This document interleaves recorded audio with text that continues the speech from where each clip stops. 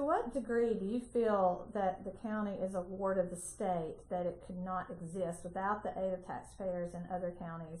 Or another way of putting the question, with the current situations in mind, if the county was required to support itself without the help of taxpayers in other counties and states, could it do it?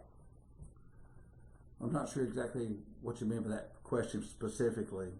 I would say that's probably geared toward the fact that every time we have a sales tax, it's said that people say that it's paid by people coming through here, other people that help support our county. Some of that is true.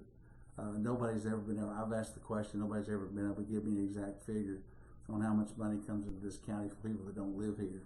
And the only people I know that think could actually do that would be Costco, because it's a membership-driven organization. They can tell you exactly where you live, and they might be able to track each individual person down, but I don't think we want to go that far, interfering in people's personal finances to find out how much is brought here.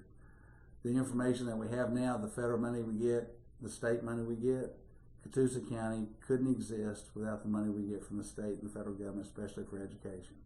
The tax rate would be so high, the burden would be so much on the individual taxpayers that you couldn't afford it.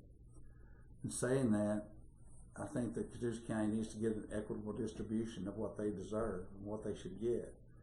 You know, we know that now, the way the federal government operates, and we've become, because the federal government now doles money out to everybody. You know, decades ago, you didn't have all the agricultural subsidy, you didn't have all the Department of Education, you got all these new departments and all this money coming through now. Even the state gets so much federal money for education, and the state sends money back to the counties for education in particular.